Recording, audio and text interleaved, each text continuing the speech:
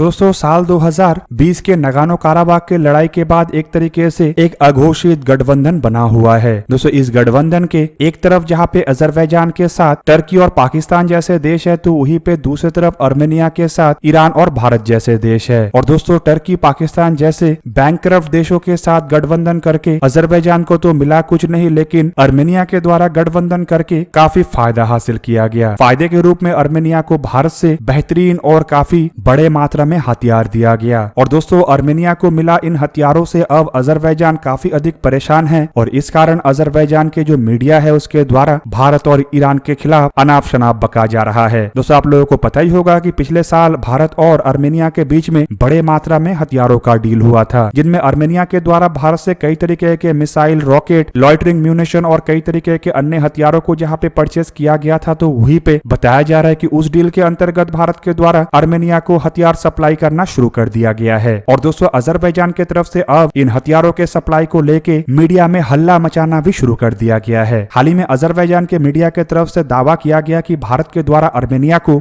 Deadly हथियार के रूप में पिनाका रॉकेट दिया गया है और अजरबैजान की तरफ से यह भी दावा किया जा रहा है कि यह हथियार भारत असल में ईरान के रास्ते अर्मेनिया को पहुंचाया है। कुल मिला के दोस्तों भारत के पिनाका रॉकेट को लेके अब अजरबैजान के मीडिया में आग लग चुका है और ये आग बहुत जल्दी पाकिस्तान और टर्की तक भी फैलेगा। दोस्तों अजरबैजान के मीडिया के मुताबिक भारत के द्वारा पहले बैच के पिनाका मल्टी बैरल रॉकेट लॉन्चरों का सप्लाई अर्मेनिया को किया गया है और ये हथियार भाया ईरान, मतलब ईरान में जो भारत का पोर्ट है वही से ही डिलीवर किया गया। और दोस्तों इसके सबूत के रूप में अजरबैजान के मीडिया के द्वारा कुछ वीडियो को भी पोस्ट किया गया और दावा किया जा रहा है कि इस वीडियो में जो व्हीकल दिख रहा है वो असल में भारत के हथियारों को बंदर अब्बास से अर्मेनिया तक ले जा रहा है। आप लोगों की जानकारी के लिए बता दूं कि पिछले साल भारत और अर्मेनिया के बीच में करीबन $400 मिलियन के हथियारों को लेकर डील हुआ था और ये डील असल में रशिया और यूक्रेन के लड़ाई के कारण हुआ था, क्योंकि इस लड़ाई की वजह से रशिया अर्मेनिया को हथियार सप्लाई कर नहीं पा रहा है। दोस्तों सोशल मीडिया में इस वीडियो को लगातार पोस्ट किया जा रहा है और एक तरीके से आप कह सकते हैं कि इस वीडियो को अजरबैजान के द्वारा वायरल करते हुए भारत के खिलाफ तो बयानबाजी किया ही जा रहा है, साथ में भारत के ऊपर कई तरीके का इल्जाम दिया जा रहा है। बेसिकली दोस्तों जब भारत और अर्मेनिया के बीच में हथियारों के डील हुआ था तब अजरबैजान के मीडिया की तरफ से बड़की मारते हुए ये बताया गया था कि भारत के हथियार अर्मेनिया को नहीं बचा सकता।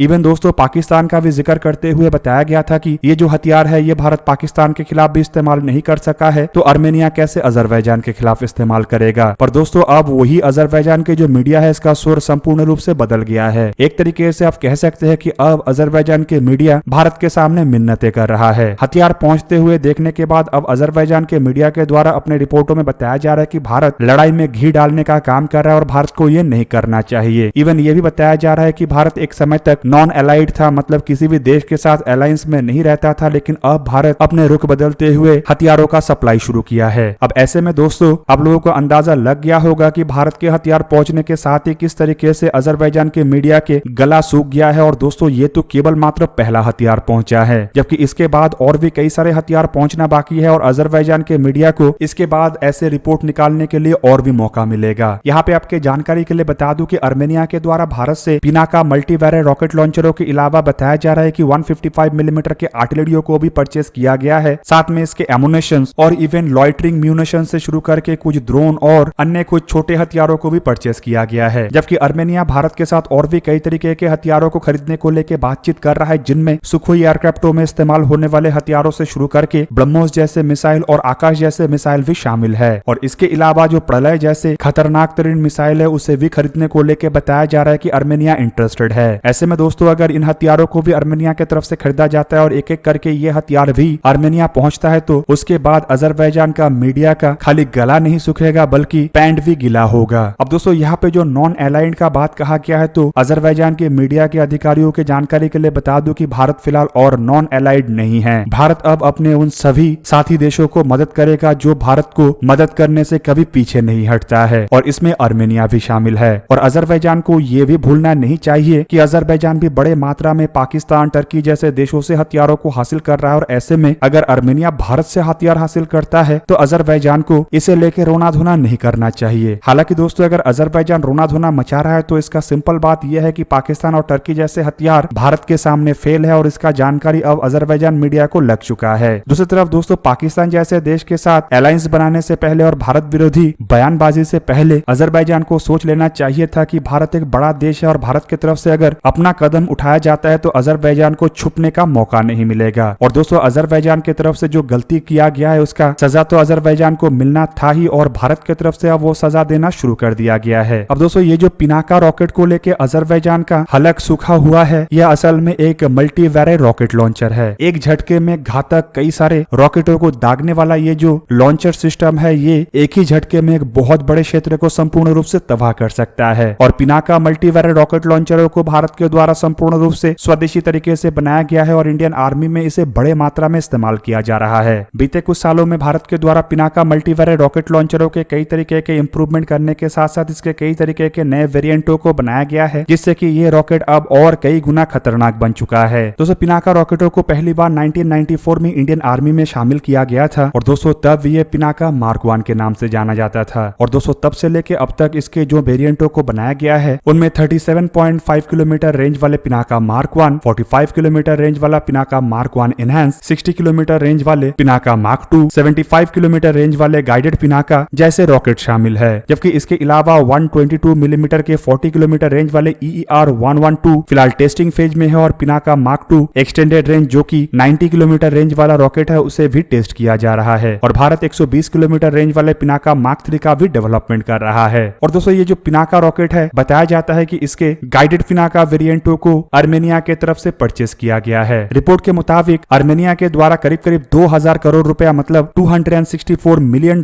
की लागत से 4 पिनाका बैटरीज को खरीदा गया है और बताया जाता है कि इसमें एक्सटेंडेड रेंज और गाइडेड रॉकेट दोनों को ही सप्लाई किया जाएगा। इसके अलावा रिपोर्ट में बताया जाता है कि इंडोनेशिया और नाइजीरिया भी भारत के इन मल्टीवैरे रॉकेट लॉन्चरों को लेकर इंटरेस्टेड है। अब दोस्तों पिनाका रॉकेटों को असल में 214 मिलीमीटर कैलिबर के रॉकेट कहा जाता है। और दोस्तों ये एक ऐसा घातक रॉकेट है जो कि केवल मात्र 44 सेकंड में 12 हाई एक्सप्लोसिव रॉकेट को सैल्वो मोड में दाग सकता है। दोस्तों 12 रॉकेटों को दागने पे बताया जाता है कि ये करीब करीब 1 स्क्वायर किलोमीटर के एरिया को संपूर्ण रूप से तबाह करने में सक्षम है। और दोस्तों ये जो रॉकेट है ये अपना कहर 1999 के कारगिल के लड़ाई के दरमियान भी बरसा चुका है। पहाड़ी के चोटियों में छुपे हुए पाकिस्तान के घुसपैठी आर्मी को मार गिराने के लिए भारत के द्वारा पिनाका रॉकेटों का इस्तेमाल किया गया था। और बताया जाता है कि भारत के बेड़े में बहुत बड़े मात्रा में मतलब कई हजारों के संख्या में ऐसे रॉकेटों को शामिल किया गया है और भारत अब किसी भी तरीके से अन्य देशों से ऐसे मल्टीवैर रॉकेटों को हासिल नहीं कर रहा है। जिसका मतलब ये है कि ये भारत के द्वारा इंपोर्ट किए जाने वाले रॉकेटों के मुकाबले में कई गुना बेहतर है और शायद इन्हीं कारणों की वजह से अर्मेनिया के द्वारा भी भारत से इन रॉकेटों को परचेस किया गया है। पर यहाँ पे दोस्तों अजरबैजान के मीडिया के द्वारा जो बयान दिया जा रहा है वो सुनने लायक है क्योंकि अजरबैजान के मीडिया के हर एक जलन अब ये प्रकाश कर रहा है कि भारत जिन हथियारों का सप्लाई कर रहा है वो हथियार अजरबैजान के ऊपर कहर बरसाएगा और अजरबैजान जो पाकिस्तानी और टर्किश हथियारों को अपने बेड़े में शामिल कर रहा है वो भारत के इन हथियारों के सामने में बेकार साबित होगा। हालांकि दोस्तों अजरबैजान के ये जो जलन और ये जो चिड़न है ये और आने वाले समय में ज्यादा बाहर खुल के आएगा जब अजरबैजान के सामने भारत के द्वारा अर्मेनिया को ब्रह्मोस जैसे ताकतवर तरीन मिसाइल दिया जाएगा। दोस्तों अर्मेनिया के बेड़े में अगर ब्रह्मोस जाता है तो नो डाउट अजरबैजान के बेड़े का एक भी हथियार साबुत नहीं बचेगा। और अगर आने वाले समय में अजरबैजान के द्वारा अर्मेनिया के जमीन को हथियाने का कोई और प्रयास किया जाता है तो उसका नतीजा अजरबैजान के लिए काफी भयंकर होगा। दोस्तों आप लोगों को क्या लगता है कि अजरबैजान के मीडिया की तरफ से इतना तिलमिलाहट क्यों दिखाया जा रहा है? कमेंट करके अवश्य बताइए। दोस्तों आज के इस वीडियो को यहीं पे ही करते समाप्त। किसी और एक दिन किसी और एक वीडियो में मिलेंगे। तब तक के लिए जय हिंद, वंदे मातरम।